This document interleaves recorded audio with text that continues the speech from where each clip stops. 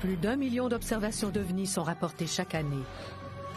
La plupart des incidents s'avèrent sans fondement, mais 5% des cas demeurent inexpliqués. On les appelle les rencontres extraterrestres.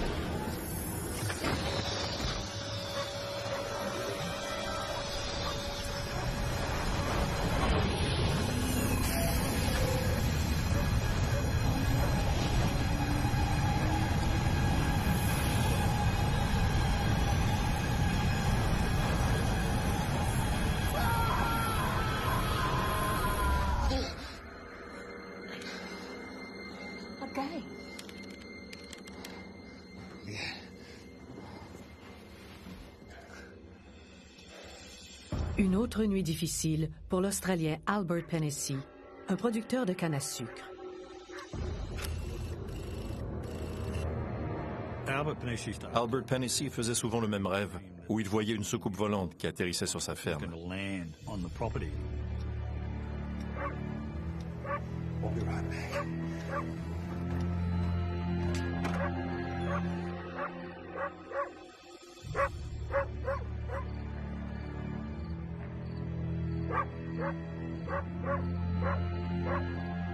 Et comme dans ses rêves, le chien de Pennessy aboie sans arrêt. Le chien d'Albert avait un comportement inusité. Le chien semble avoir peur de quelque chose qui est près de lui, mais Pennessy ne voit rien d'anormal.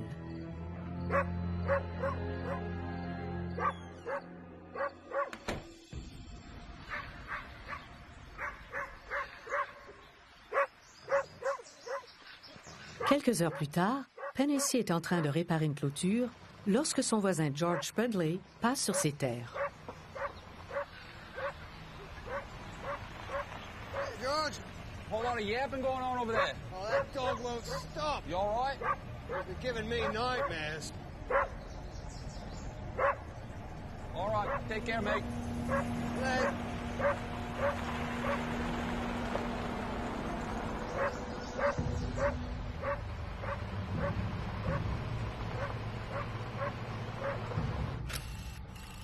George Pedley était un jeune producteur de bananes de 28 ans qui habitait juste à côté de la ferme d'Albert Pennessy.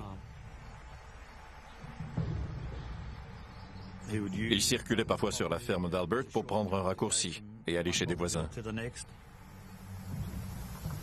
Sur sa route, Pedley doit longer une des lagunes de Pennessy. George s'approchait de la lagune lorsque, soudainement, il a entendu un bruit très aigu qu'il ne reconnaissait pas. Sur le coup, il a pensé qu'il avait eu une crevaison ou un ennui mécanique.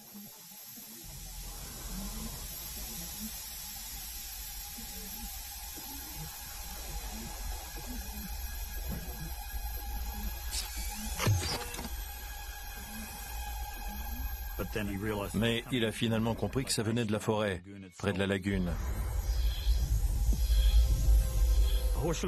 La lagune était comme un bassin de marée en forme de fer à cheval, où les roseaux panachés poussaient en abondance. L'endroit semblait très ordinaire au premier coup d'œil, sauf qu'on pouvait à peine voir l'eau de la lagune.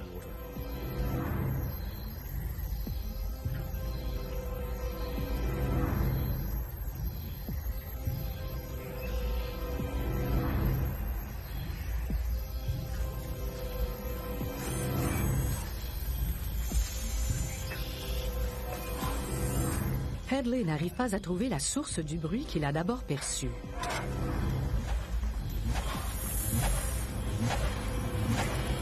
il entend quelque chose bouger.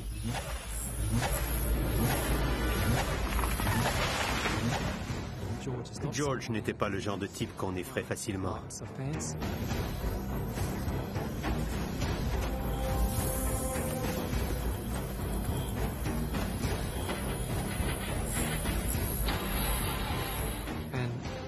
C'est à ce moment-là qu'il a enfin vu la soucoupe volante.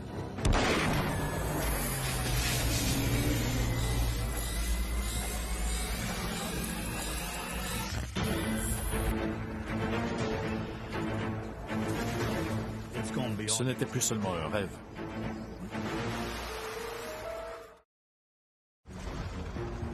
Morning, Albert. Hey, George. You take care, mate. George Pedley passe régulièrement près de la lagune de son voisin. Mais aujourd'hui, un objet troublant l'attendait. Cette chose était droit devant lui. Et il a été terrifié lorsqu'elle a décollé. Il a dit que ça ressemblait à deux soucoupes inversées qui se touchaient le long de la bordure, avec une protubérance sur le dessus et une autre en dessous. Et ça semblait être métallique. L'objet faisait au moins une dizaine de mètres de diamètre et environ 3 mètres de haut. C'était un cas réellement exceptionnel parce que ce n'était pas seulement une lumière dans le ciel en pleine nuit. Cet incident s'est produit en plein jour. L'objet a monté à nouveau à une hauteur de 6 à 7 mètres. Et il s'est envolé très rapidement sur un angle de 45 degrés. Tout s'est passé en un clin d'œil. George était ébranlé et presque en état de choc. C'était une situation délicate pour George, parce qu'il avait toujours refusé de croire les gens du coin qui disaient avoir vu des ovnis. Il se croyait à l'abri de tout ça, et il pensait que ce genre de choses n'arrivait qu'aux autres. Albert! Albert! You ain't gonna believe what I just saw. I know.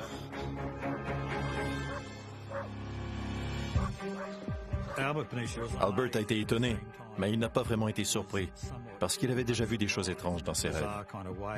Ce n'était pas nouveau pour lui. Une des choses incroyables dans le cas de cet incident, et de quelques autres ailleurs dans le monde, est cette idée d'une sorte de rêve précognitif. Le phénomène se produit souvent dans ce genre de cas où des gens semblent savoir qu'un événement inusité va se produire.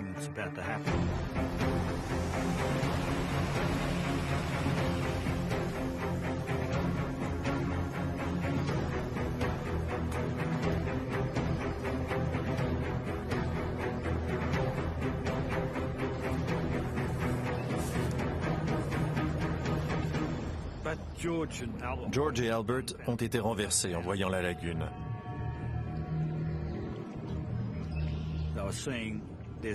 Ils ont vu un objet flottant très étrange qui semblait avoir été tressé avec des roseaux.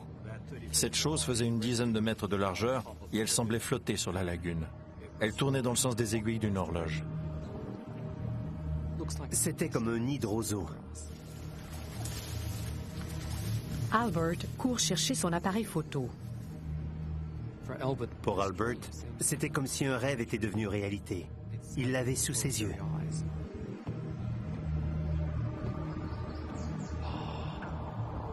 L'objet en forme de nid semble être de la même taille que la soucoupe volante que George a vue. Il y avait une sorte d'anneau autour des roseaux au niveau de la ligne de flottaison.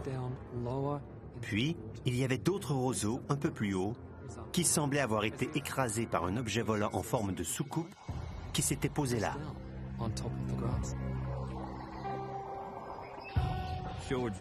George était un homme déterminé et il voulait absolument trouver des preuves de l'incident. George décide alors de descendre dans la lagune. Ce n'est pas le genre de choses qu'on fait sans prendre de précautions. Cette lagune était risquée et George aurait pu y trouver des crocodiles qui sont toujours très dangereux, ou même des serpents de taipan qui sont venimeux et extrêmement agressifs.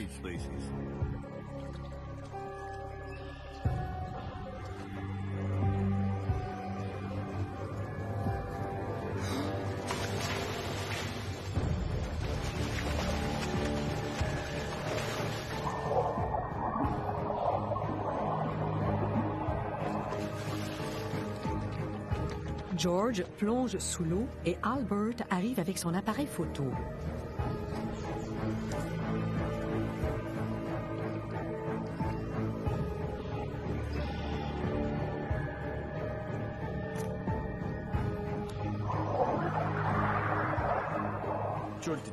George a vu 3 échancrures qui semblaient espacées de façon égale et elles étaient à un endroit où on avait déraciné des roseaux.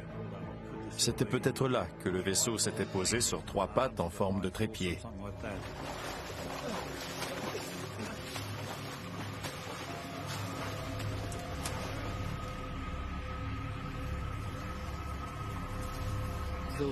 La nouvelle s'est répandue rapidement dans les environs et beaucoup de gens savaient qu'il y avait eu un incident.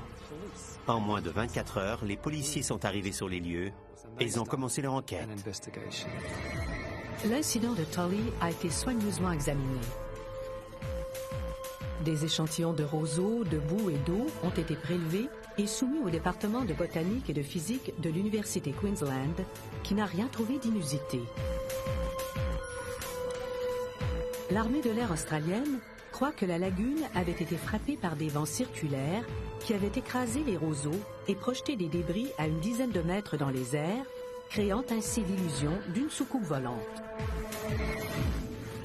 Ces vents étranges et très puissants étaient fréquents dans ce secteur, mais la température était calme et ensoleillée le jour de l'incident.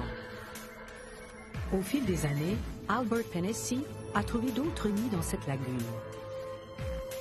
En 1969, il a donc décidé d'installer une caméra qui se déclenche au moindre mouvement. Puis, une fois le film terminé, il l'a expédié chez Kodak pour analyse. Mais lorsqu'on lui a retourné la cartouche de son film, le contenant était vide. Et George Pedley n'a jamais vu d'autre soucoupe volante.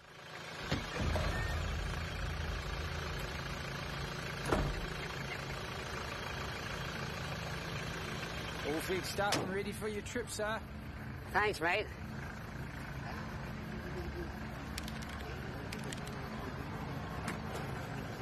L'homme d'affaires australien Ron Sullivan part pour un long voyage sur la route.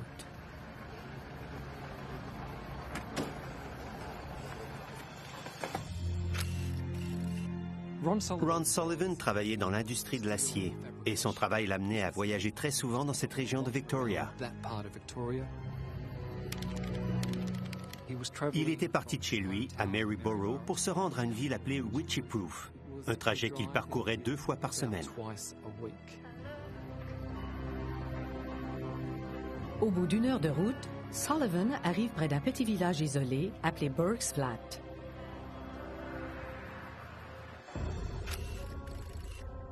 C'est un village qui se trouve le long d'une route rurale de l'État de Victoria.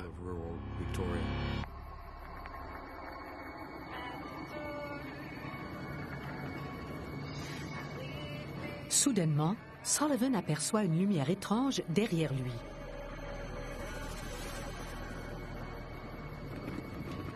Puis, la lumière disparaît, mais elle revient au bout d'un moment.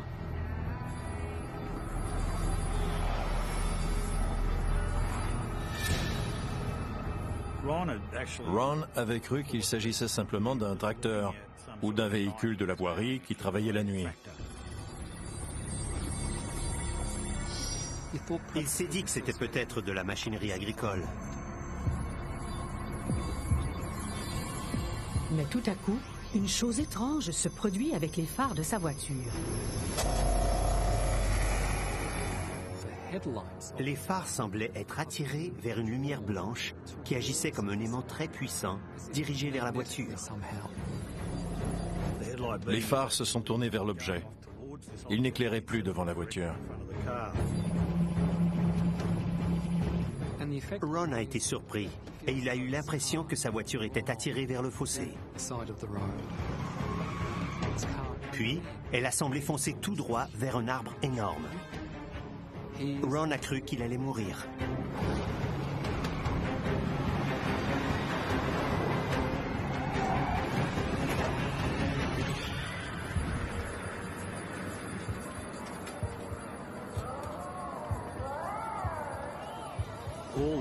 Tout ça s'est passé en très peu de temps et Ron était complètement désorienté.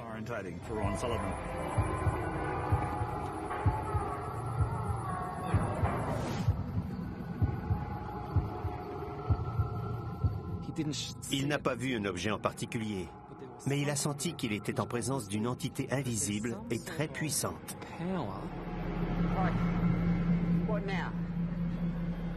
Ce n'était sûrement pas de la machinerie agricole.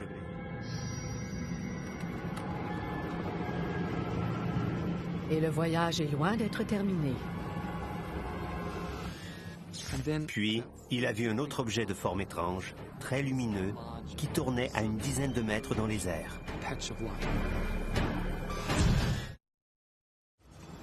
L'ingénieur Ron Sullivan roule sur une route de campagne en Australie lorsque brusquement, des lumières apparaissent dans un champ. Ces lumières font dévier ses phares et il perd le contrôle de sa voiture.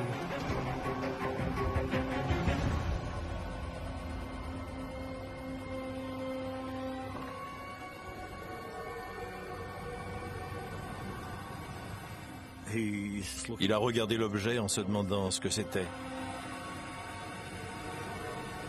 Il était confus et il n'y comprenait rien.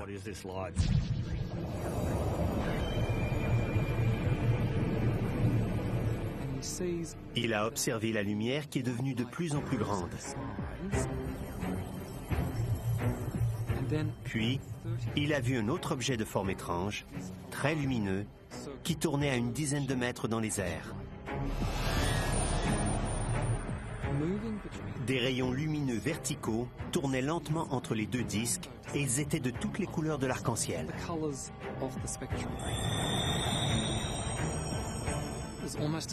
C'était comme s'ils montaient et descendaient dans des tubes entre ces deux grands disques. Ron a regardé toutes ces lumières qui tournaient devant lui à une dizaine de mètres dans les airs et soudainement, le disque supérieur est descendu pour se poser sur celui qui était à la base.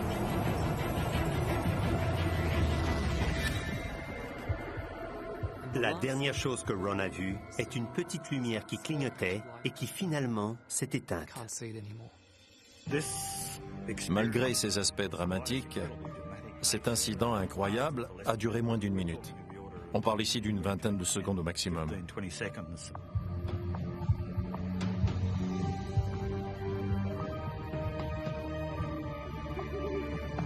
Évidemment, Ron Sullivan a été très troublé par tout ça, mais il est remonté dans sa voiture et il s'est rendu au village le plus près.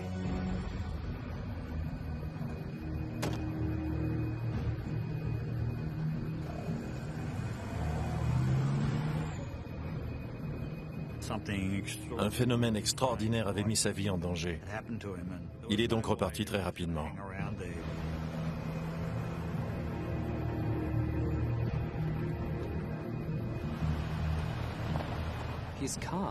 Il avait survécu à une aventure extrêmement dangereuse. Et il ne pouvait même pas identifier cette puissance surréelle qui avait menacé sa vie.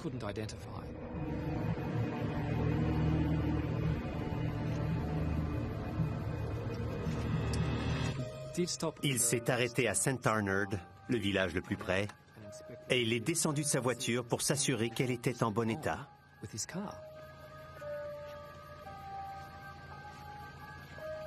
Mais tout fonctionnait normalement. Pour Ron, il était clair que c'était cet objet mystérieux le long de la route qui avait provoqué cet effet très étrange sur les phares de sa voiture. Cet effet inusité sur les phares de sa voiture rappelle un phénomène qu'on appelle la lumière solide. La lumière solide peut affecter nos lumières industrielles de façon encore inconnue. C'est une lumière qui semble contenue dans un tube et qui ne se diffuse pas autour d'elle. C'est peut-être ce qui est arrivé au phare de la voiture de Ron Sullivan dans l'incident de Burke's Flat. On connaît quelques cas où on a vu ce genre d'interaction avec nos lumières ordinaires. Ron Sullivan devra passer le reste de sa vie à chercher une explication à tout ça.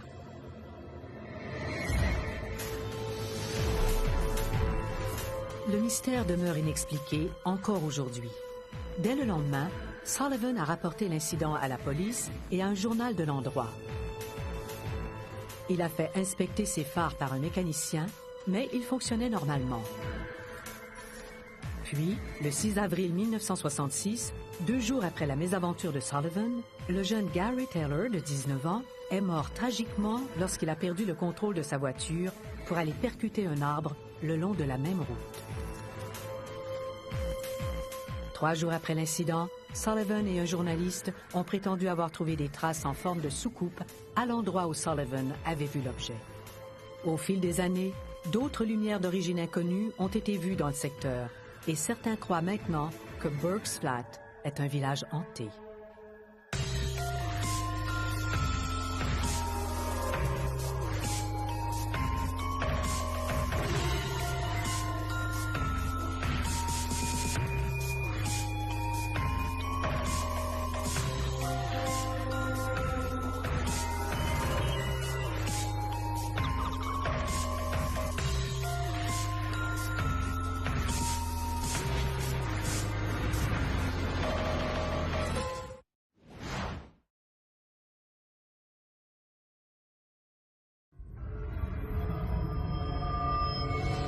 Plus d'1 million d'observations d'OVNI sont rapportées chaque année. La plupart des incidents s'avèrent sans fondement, mais 5% des cas demeurent inexpliqués. On les appelle les rencontres extraterrestres.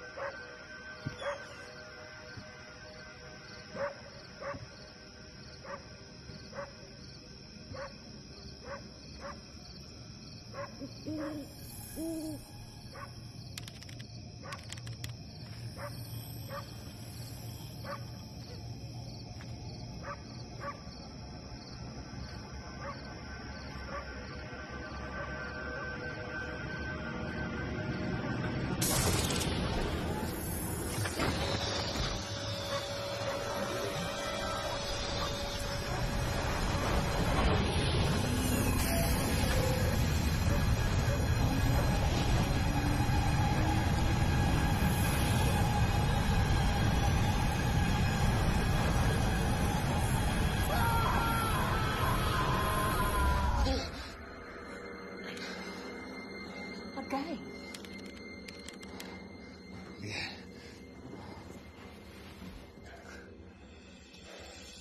Une autre nuit difficile pour l'Australien Albert Pennessy, un producteur de canne à sucre.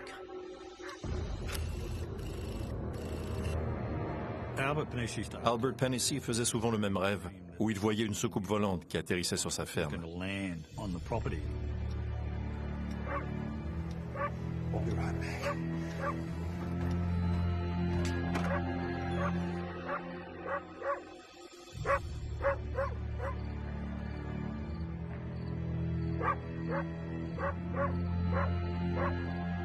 Et comme dans ses rêves, le chien de Pennessy aboie sans arrêt.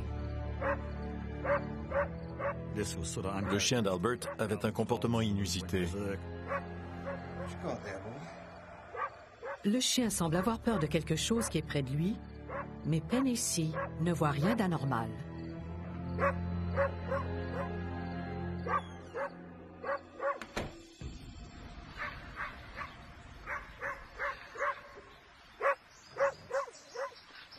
Quelques heures plus tard, Pennessy est en train de réparer une clôture lorsque son voisin George Pedley passe sur ses terres. Hey, George! Whole lot of yapping going on over there. Oh, that dog won't stop. You all right? You're giving me nightmares. All right, take care, mate. Hey.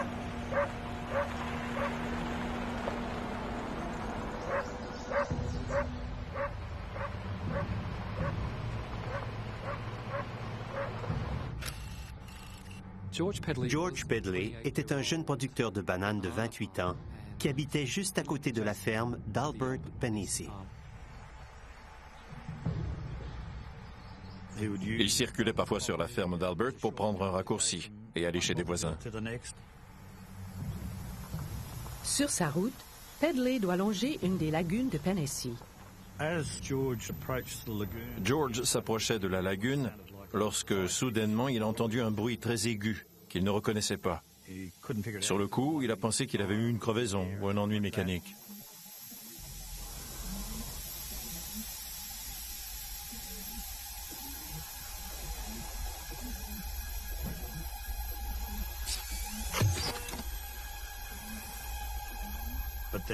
Mais il a finalement compris que ça venait de la forêt, près de la lagune.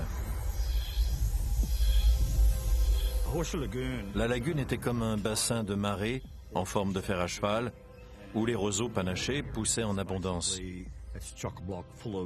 L'endroit semblait très ordinaire au premier coup d'œil, sauf qu'on pouvait à peine voir l'eau de la lagune.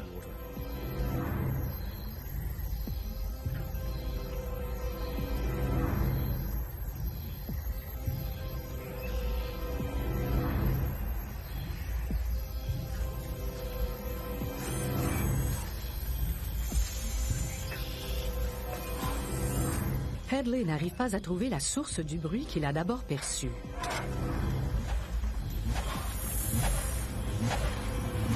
Puis, il entend quelque chose bouger.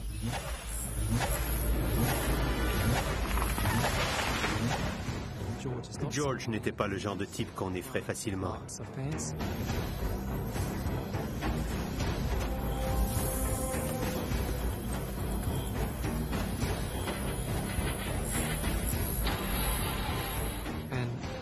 C'est à ce moment-là qu'il a enfin vu la soucoupe volante.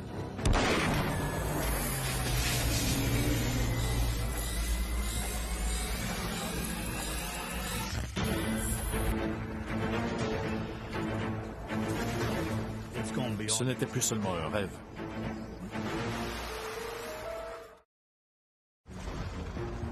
Morning, Albert. Hey, George. You take care, mate. George Pedley passe régulièrement près de la lagune de son voisin. Mais aujourd'hui, un objet troublant l'attendait. Cette chose était droit devant lui. Et il a été terrifié lorsqu'elle a décollé. Il a dit que ça ressemblait à deux soucoupes inversées qui se touchaient le long de la bordure, avec une protubérance sur le dessus et une autre en dessous. Et ça semblait être métallique.